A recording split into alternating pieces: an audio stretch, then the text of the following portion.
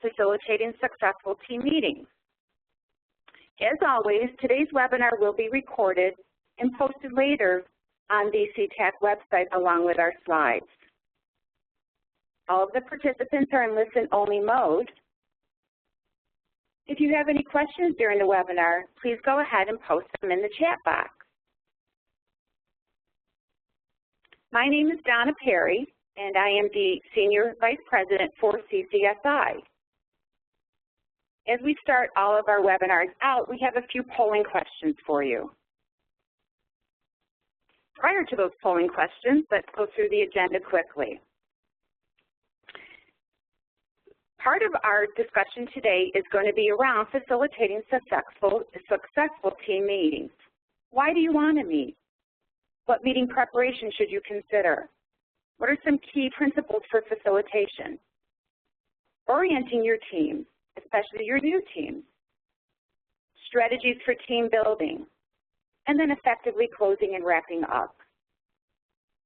We'll then wrap up our webinar today by sharing with you some of our plans for the fall. And now to our polling questions. Evelyn, if you could put the polls up. So our first question is, did you log in alone or as a member of your core team? Who is on the line with you?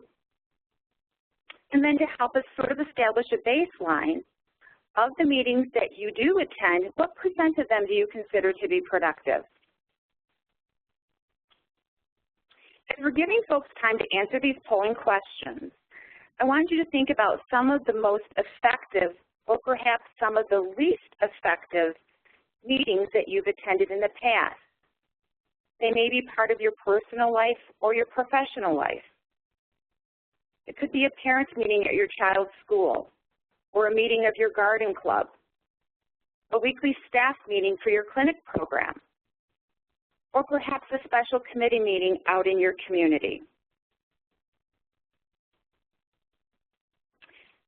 Why don't we go ahead and close the polling questions and bring up the answers. As the answers are coming up, think about now the logistics of those meetings or the attributes of those meetings that either made them successful or perhaps made them not so successful. Now let's go back to the polling question. About half of you logged in alone. Most of you on the line are from the clinic leadership. And about 75% or more of you feel that the meetings that you attend are productive. Those are great responses. I'm glad to hear that so many folks feel they do have productive meetings. So let's go into the heart now of our presentation today. Facilitating successful team meetings. Again, my name is Donna Perry. My co-presenter today is Justine Lai, Project Manager and Analyst for ICL. As we were doing the polls and you were creating that vision of the meeting in your head, hopefully the picture that's in front of you is not one that came to mind. However, there are many common misperceptions of meetings. Today we want to provide you with ideas, tools, and hopefully with lessons learned from past meetings that you've attended, you will be well equipped to effectively facilitate your next team meeting. Meetings do take time, and certainly we all know time is money. One interesting tool is at the website you see below, costofmeetings.com. If you went to this website, there's a tool where you can enter the average salary or average hourly rate of your staff, the length of the meeting time in hours and minutes, the number of participants, and the tool will calculate for you how much your staff time is worth. Perhaps that knowledge, along with some of the further information we'll cover, will help you decide if your meeting is worth the time investment. Now, excuse me, meetings are not always a necessary evil. A well-organized, well-run meeting can have a great return on investment. save time, increase productivity, create a sense of involvement, sense of belonging, improve team engagement, and build morale, as well as unlocking creativity. Some more questions for you to ponder. What was the worst meeting that you ever attended? What was that like for you? What was the best meeting you ever attended? How did you feel after that meeting? How would you describe the meetings that you normally attend? And how would you describe the meetings that you normally facilitate? We'll give you a moment now to consider those thoughts, create a vision in your mind.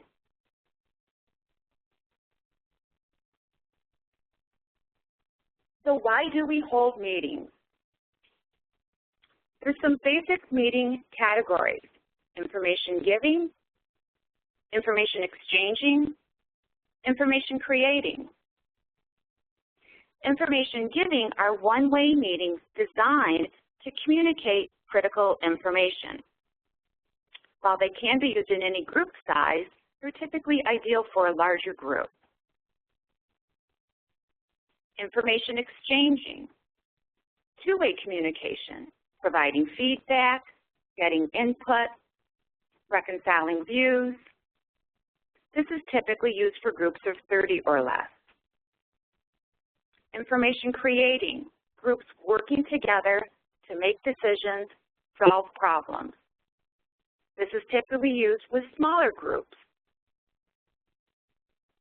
Also, you should be considering the framework for your meeting. What is it that you're trying to accomplish? Is it cross-collaboration? Is it reporting, performance feedback, or decision-making?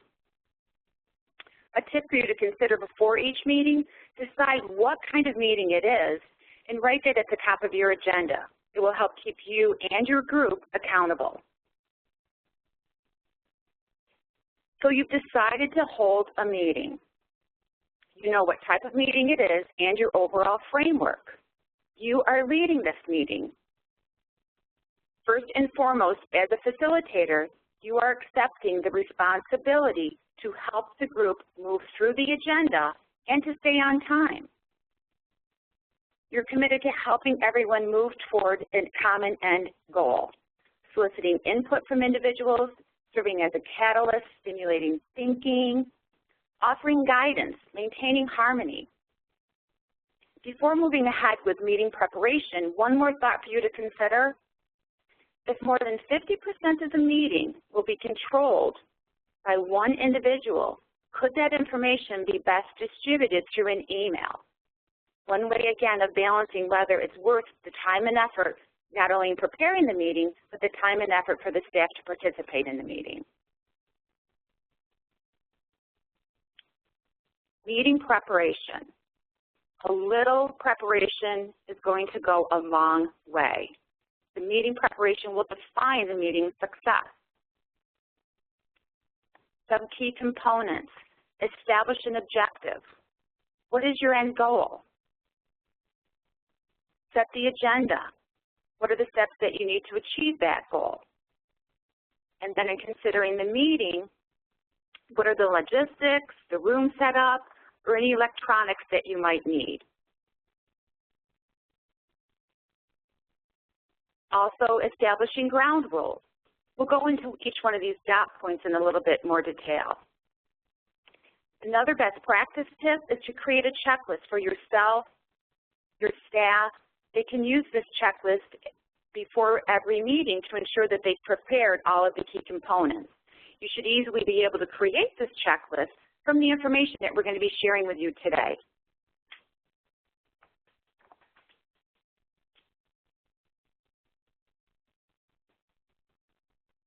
Establishing your key objective. Establishing the purpose and desired outcome. For example, perhaps it's a meeting with partners in your community to learn from one another, and you formed a group for problem solving.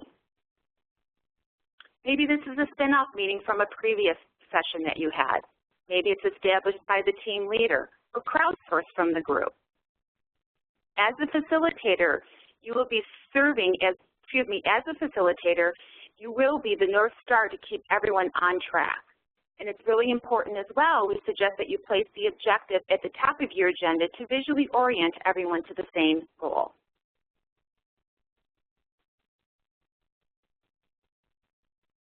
We've created our objective, now we need to create our agenda. It's very important in creating your agenda that you put clear time limits around each agenda item. Also, think about spending a little bit of time on creating the opportunity to stimulate thinking. We'll offer you some ideas around that in a moment. Playing with your groupings, some individual or small group time.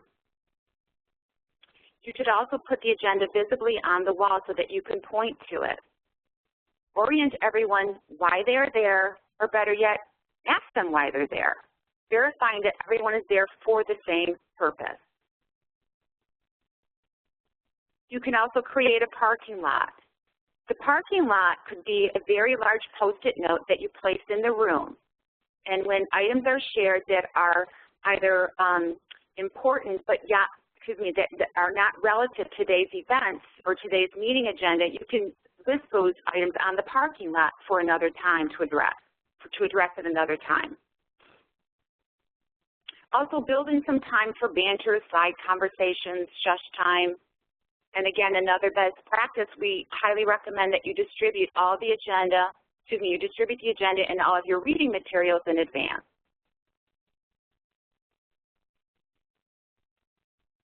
Continuing with meeting preparations. Setting up. So determine your logistics. Is this a routine meeting or an ad hoc meeting? Do you want it to happen on-site or does it need to happen off-site? Is travel required? Is it better to do in person or on a conference call or through a web meeting? Again, distribute your agenda and reading materials in advance. Send the invite out using any electronic calendar that you have and determine if you want confirmation. When it comes to logistics, how many people are attending? What type of seating will be most conducive to the meeting, a U-shape or perhaps a conference style? Will the attendees need to meet in small groups? Do they have enough comfort to move around the room? Select your equipment, whether it's a phone or projector or internet. And of course, consider other meeting tools like flip charts, whiteboards, Post-its, and Sharpies.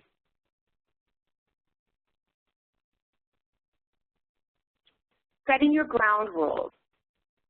They'll be very helpful in ensuring that you have a productive meeting. You may set your ground rules beforehand or generate them during the first session. If you generate them during the first session, take advantage of those large Post-it notes to record what those ground rules are. Examples could be no cell phones or mobile devices, allowing others to speak, ensuring everyone contributes to the conversation. If everyone is contributing at the same time, find ways to have a structure for taking turns, and then certainly encourage non-leadership to participate and challenge assumptions.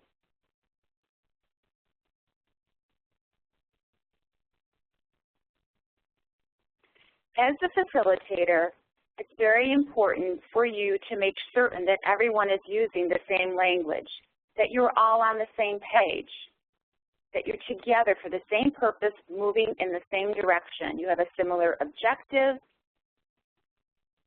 You agree on the deliverables and how you will measure your success. You agree on your current state and the steps necessary to achieve a mutual outcome. Next slide, please.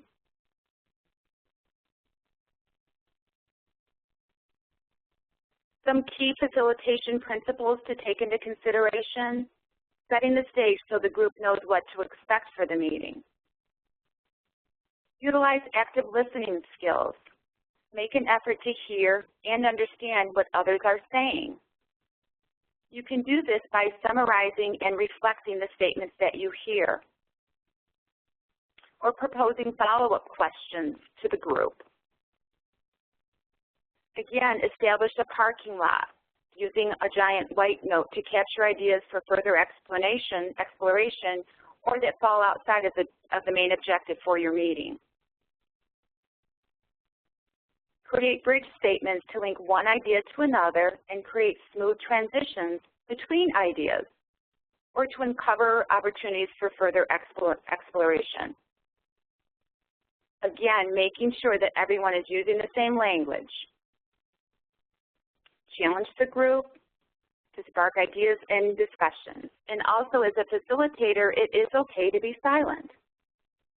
Sometimes your silence can actually open up the conversation within the group.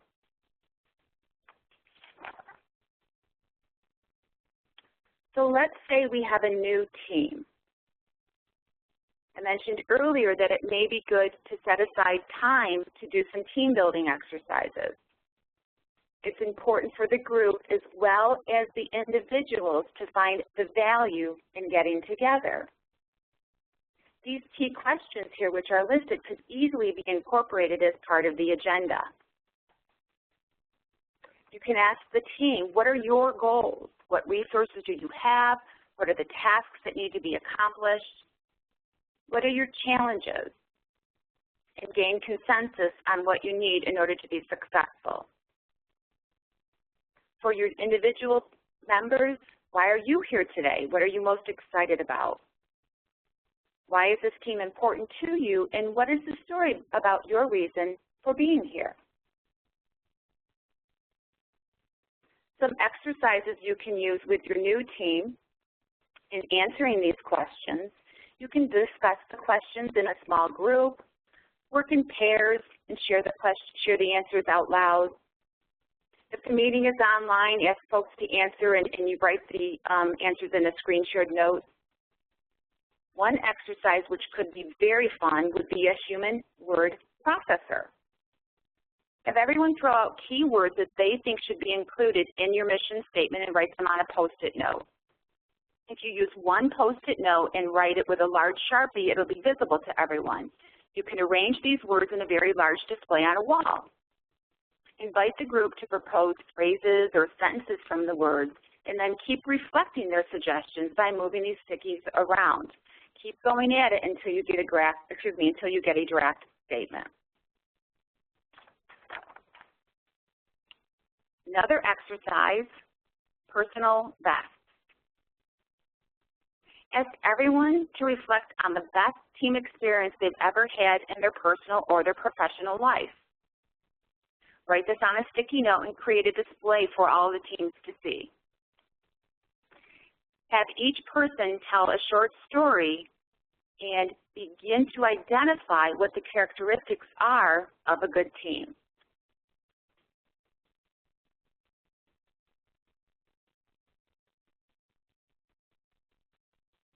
At this time, I'd like to turn it over to my partner, the manager of our business practices side of CTAC, and who only needs a first name introduction, Justine. Thank you, Donna. That was great. And thank you, everyone, for logging on. I'm excited to present to you today. So I'm going to talk a little bit about problem solving and engagement. Donna just did a fantastic job covering, how you prepare for meetings, what are key principles that you need to know, and particularly for a new team, how do you set the stage? But I think we've all been in meetings that, for whatever reason, the meeting preparation didn't quite go as planned, maybe the facilitator is struggling, and it's really going off track. There's someone who's really dominating the conversation, and the intent of the meeting is not being met. And I think we've all been in an experience where that feels very frustrating, and we're trying to figure out how to make it better, but it's really hard without, having some strategies at your fingertips. So hopefully the next few slides will give you a couple ideas that you can use when the next time you're in that situation. So one kind of key issue I think that we often see happen is kind of the idea of losing control of the meeting. People either are getting really off topic, and sometimes there's people in the room who are just really not on the same page and kind of disrupting the team dynamic for the rest of the people. So I think a really big part of this goes back into meeting preparation again. If you're thinking about the meeting that's coming up and you know it's difficult conversation, something that will kind of really spark a lot of controversy or a lot of kind of tension, or if you have really limited time to make a key decision, meeting preparation is really key, and besides the kind of traditional meeting setup that we've been talking about, part of it is really kind of checking in with your key stakeholders in advance. So, enrolling, kind of thinking about who's going to be attending the meeting and enrolling champions and advocates that are going to be on the same page and kind of touching base with where they are, maybe through an individual meeting, or even just a check-in, but really getting a sense for where people are going to be in the room before you walk in. So you as a facilitator can problem solve and think ahead of how the meeting's going to go. And that goes into also how it is important for the brainstorm with the potential obstacles, either by yourself or with someone who you trust maybe, to kind of think, what are the different obstacles that can come up in this meeting, and what are ways that we can mitigate this? And is there any preparation I can do, either additional information I can bring in, asking someone additional person to attend, that would help to really overcome this obstacle.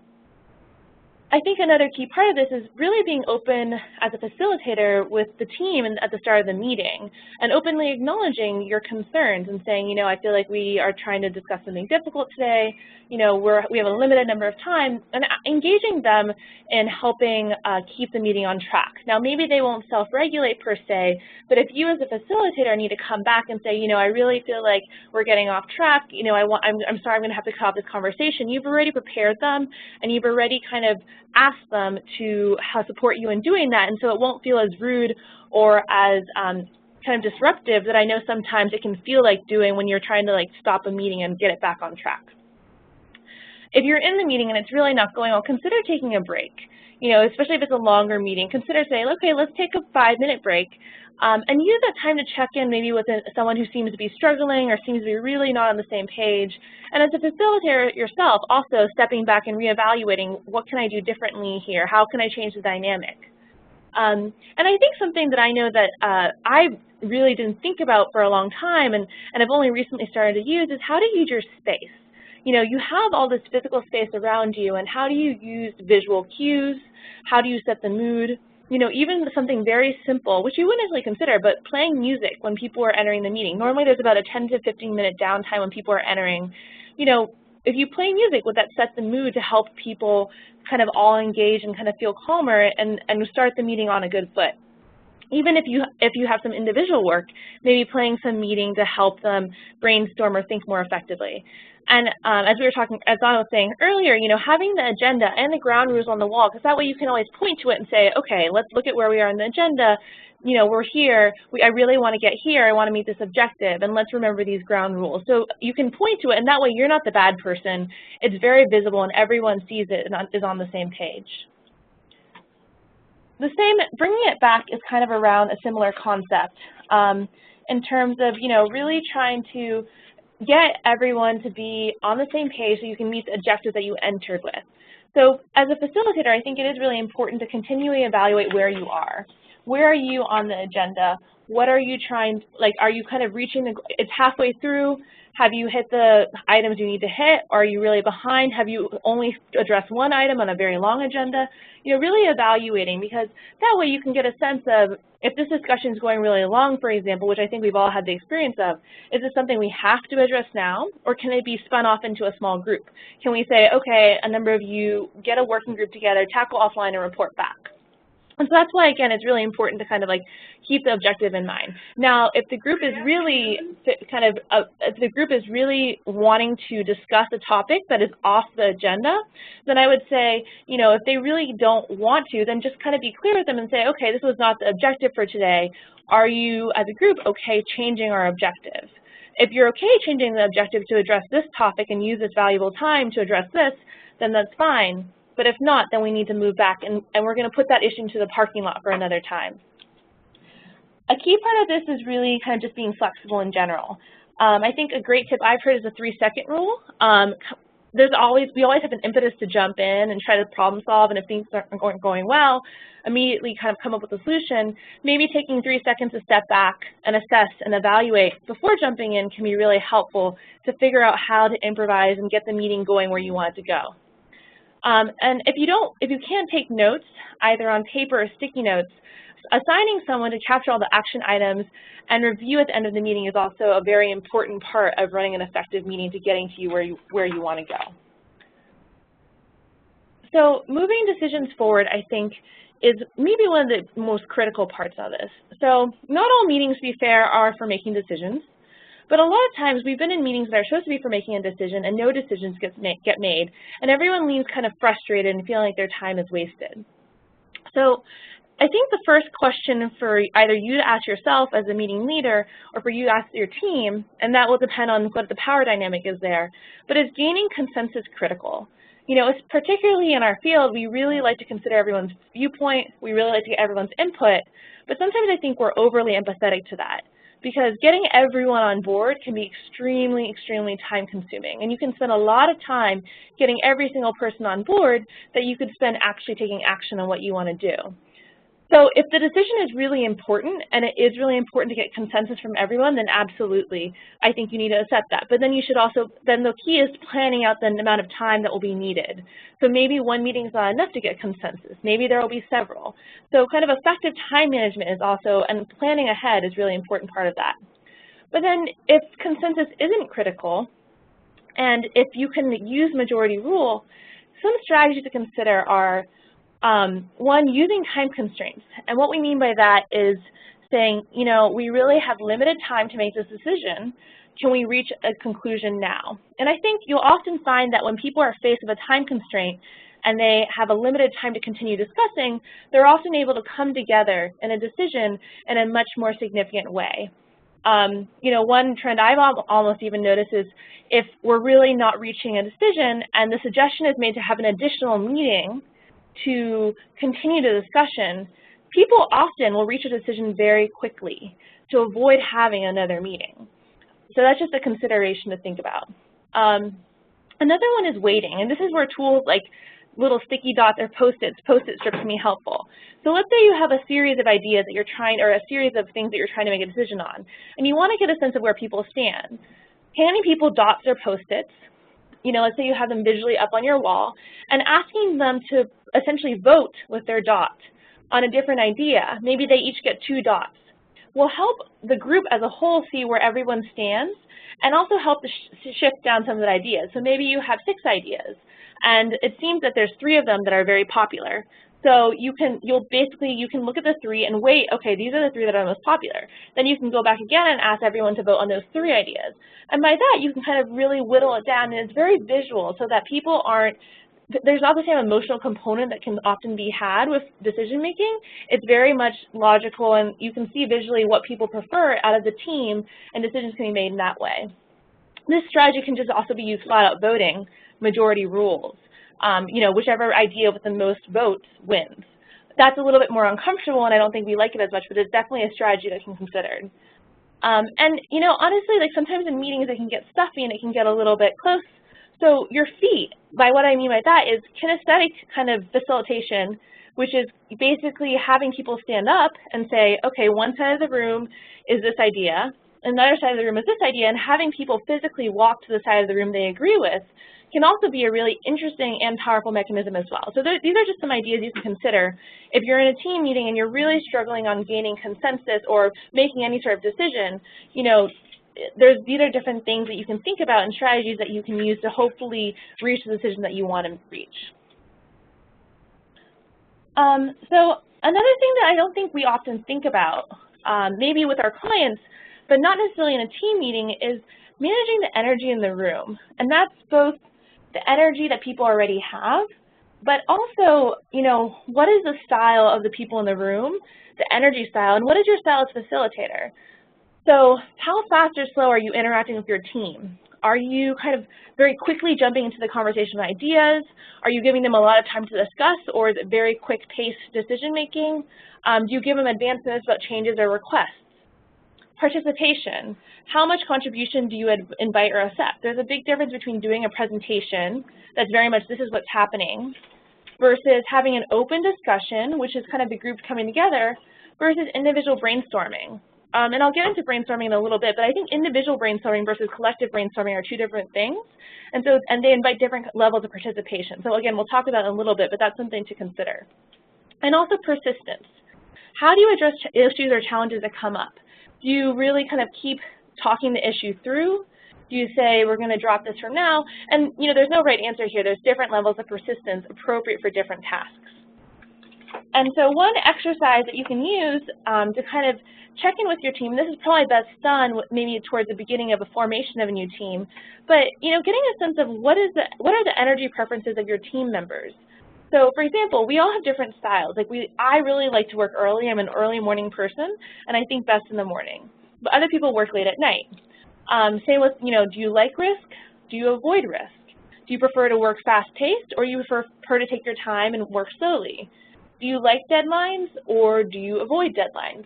So these are different energy preferences that your team members will have, and this exercise can help get a sense for you, for the facilitator, but also for the team members of where they are in this level. Because I think when you're trying to work with a team, you want to understand why your team member is really pushing back. When you're trying to move through a task quickly and they are trying to move methodically, you can say, okay, I remember that they like to work slow, they like to take their time.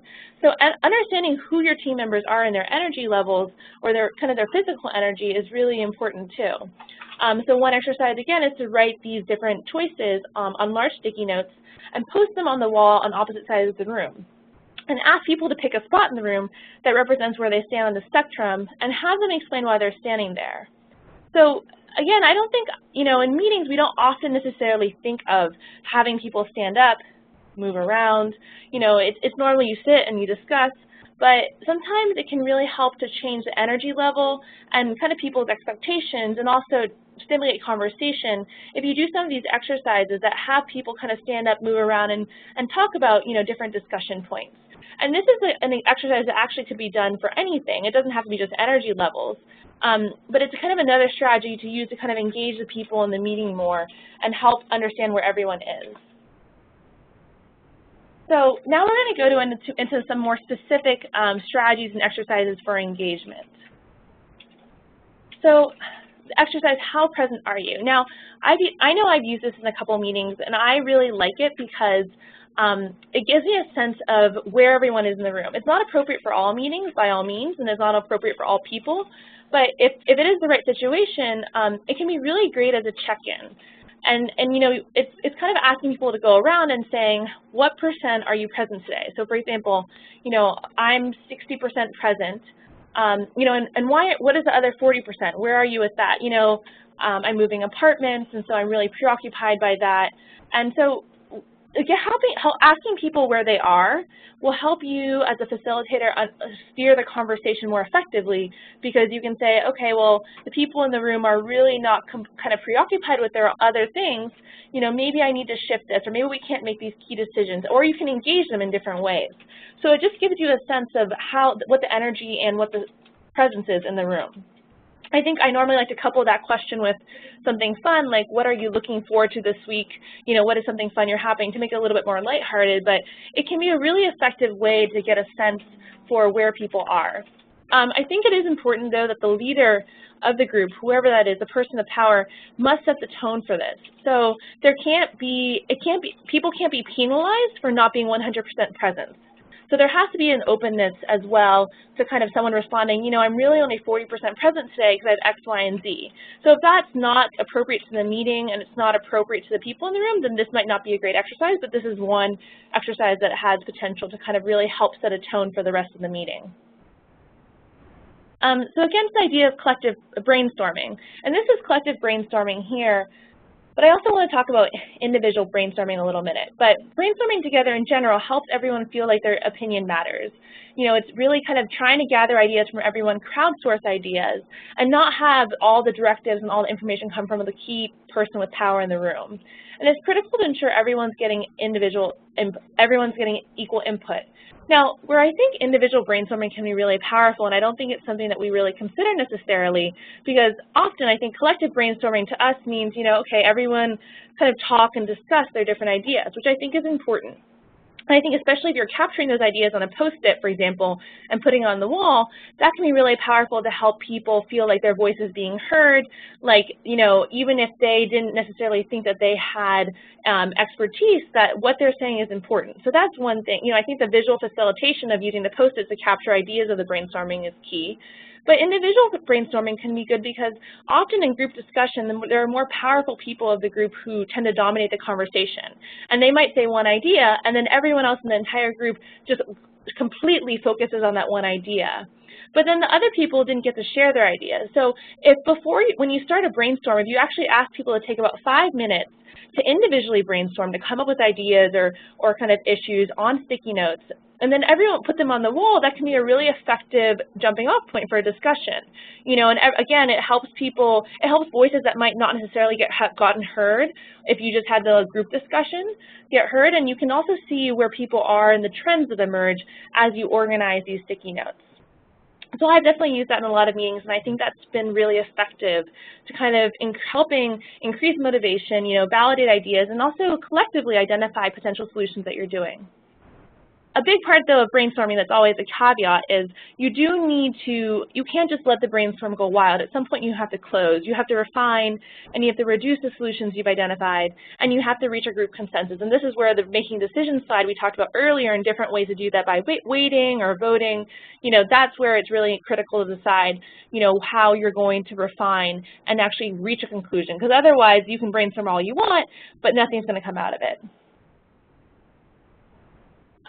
Small group sketching is another potential tip, strategy that can be used to really kind of create an interesting conversation.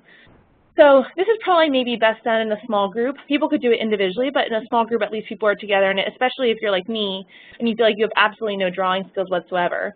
But have them draw a picture of what is related to the discussion, or even have someone draw something as an analogy. So throughout this presentation, we've been referencing a book about visual teams, graphic tools for commitment, innovation, and high performance, which is a resource at the end, and I highly suggest you check it out because they have a lot of great tips and strategies that you can use for meetings.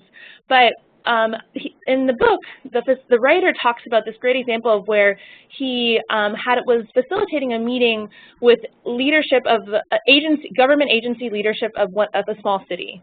And the agency leadership had a really difficult time, or the city was really well known for having agency leadership or agencies who did not interact with each other and did not collaborate with each other. And so it was a bit of a tricky topic to have all the different leaders of these different agencies who did not collaborate come together in a meeting and try to kind of identify solutions around that. But what he did to address that is that he asked small groups from different agencies to kind of break off and draw a vehicle that represented the city and how the agencies function together. And a lot of these groups kind of drew cars that were kind of broken down or planes that were not functioning, and it was lighthearted and funny, but it also created a really good jumping off point for the leadership to all come together and say, how can we help our agencies collaborate better? So doing something that seems unrelated can actually be really powerful because it takes the pressure off of trying to get to the issue at hand while still sparking the conversation you want. And if you're doing small group sketching, it can feel a little weird and silly, but that might help to lighten some of the levity of the room. Examining the Iceberg is another article that I think can also help break the ice, literally. And this I think exercise is interesting because it gets at the unspoken dynamic of the meeting. And it starts out by drawing a picture of an iceberg on the wall, which seems a little random, but it can be used as a really great metaphor for team communication.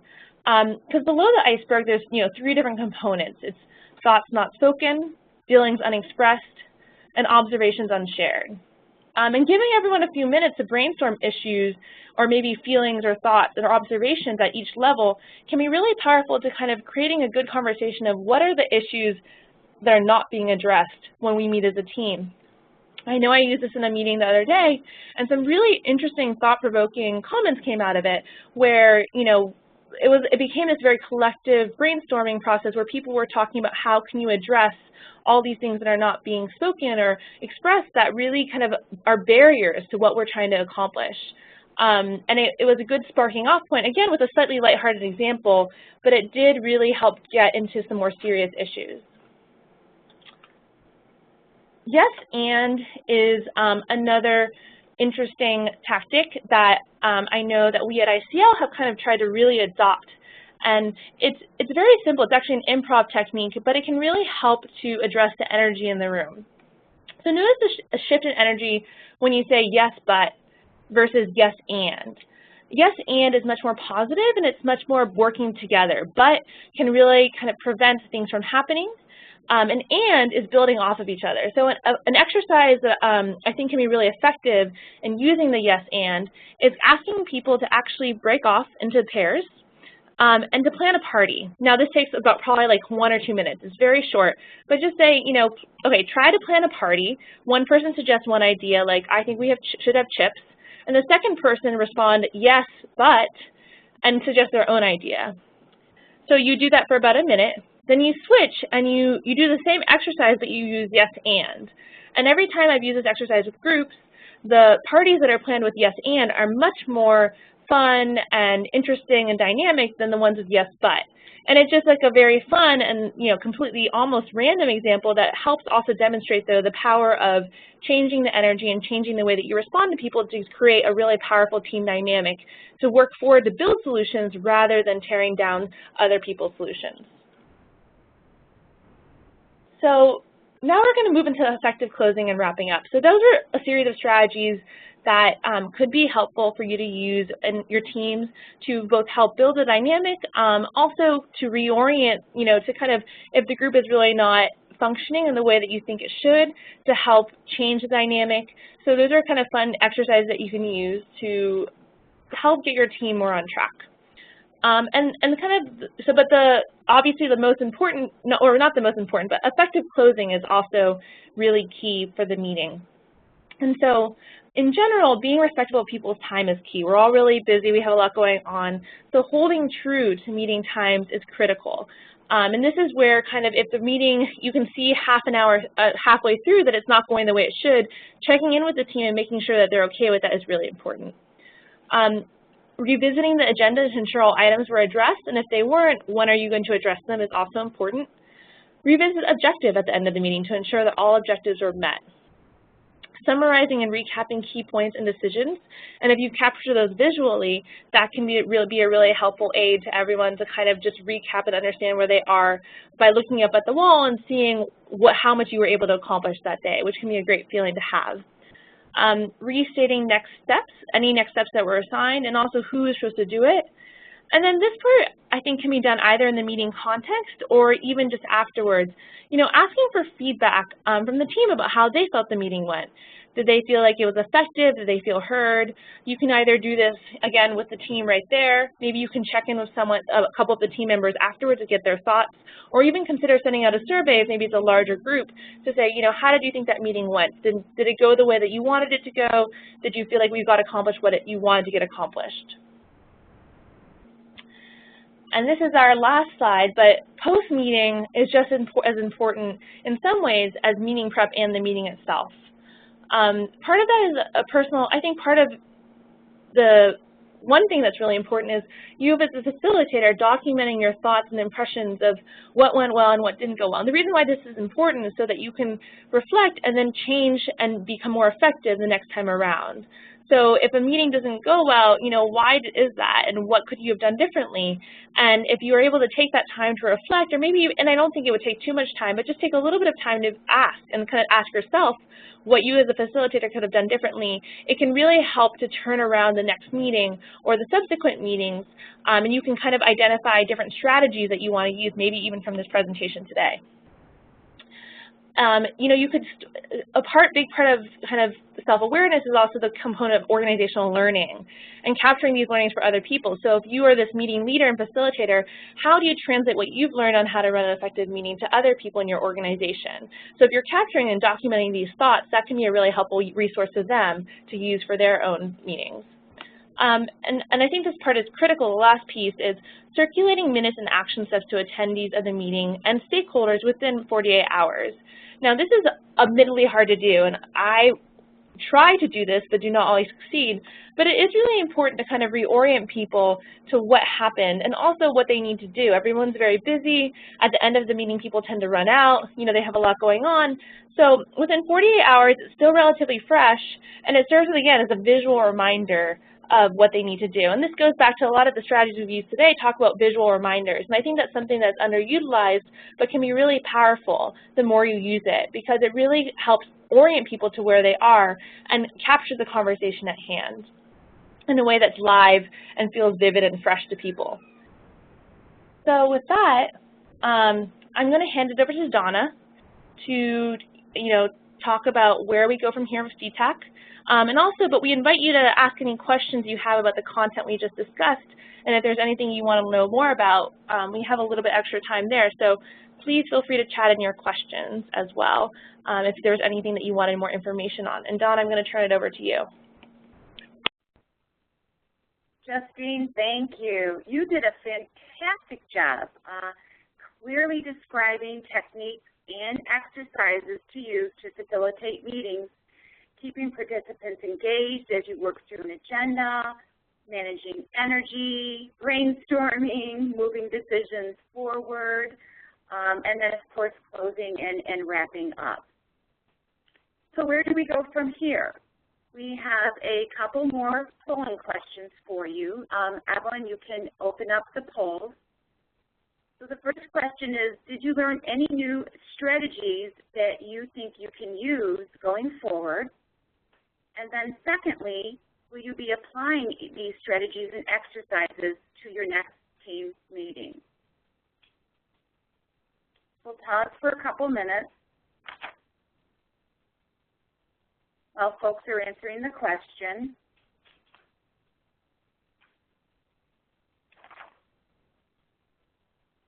We did have some references to various resources, which will be on a subsequent slide. We highly recommend that you go out to the, there's the resources. We highly recommend that you either go out to the internet and look at these tools as something that you can use going forward. And of course, we have the reference to the designgym.com tools as well. Thank you for closing the poll and bringing up the answers. It sounds like we have an overwhelming yes and some. So 4 of you said that you did learn new strategies, and as far as likely applying them, it looks like 3 of you are very likely and 1's not sure. So thank you for your time today. Thank you so much for answering the polling questions. A little bit more around some of our upcoming trainings. Next Friday, August 2nd, Chris Copeland and Scott Pigeon will be presenting tools and strategies for managing your productivity goals. And we're very excited to add 2 more tools to our CTAC library. One will be a simple tool that a director can use to track their clinician's productivity, and then one will be a little more complex with some additional functionality. And certainly, Chris and Scott will go over those tools as well as other strategies during the hour together with you. As far as what's happening this fall, we will have 2 tracks to our business efficiencies this fall.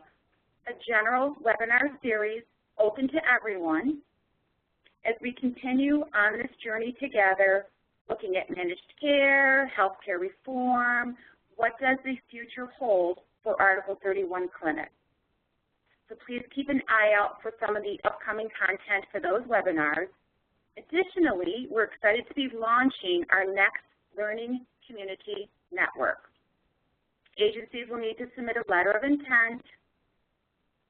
Through the community network, agencies will be completing a self-assessment process. The CTAC resource team will provide the content expertise and facilitation. And part of the community network is to group agencies into smaller, group agencies with fellow agencies, small groups, so that together you can address your practice areas and have, of course, complementary strengths supporting one another. We plan on launching that network in early October. A few more items to bring to your attention. For those of you who submitted your benchmarking data, you should have already received your CTAC Beam data book. We were very excited to launch and finalize that. However, if you have not yet submitted, it's still not too late. We have established a final submission deadline date. That will be Friday, August 30th. After that date, we'll revisit the data book, incorporate any new analysis, and republish it in September. As always, the recordings and slides are available at ctacny.com, our website. Stay on the lookout for emails with new details of our upcoming fall initiatives. In logistics for your data submission, if you have not yet submitted your data, again, it's not too late. Submit by August 30th to beam@ccsi.org. And of course, if you have any questions, you can email Justine.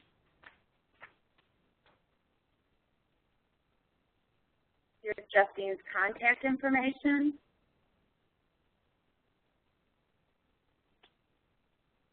And I am checking the chat box to see if we have any questions for today. It doesn't appear that we do, though we'll hold on for a couple of minutes. Thank you, everyone, for spending time with us today. We truly appreciate you being with us. We also appreciate your feedback. A survey will pop up after you log off of the webinar, so please do prepare the survey and send it back to us. Your feedback is extremely important.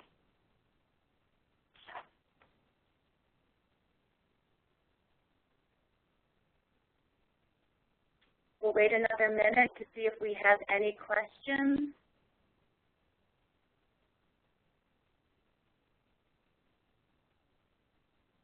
It doesn't appear that we do. So again, thank you, everyone. We appreciate your time, and we hope that you have a lovely weekend. Goodbye.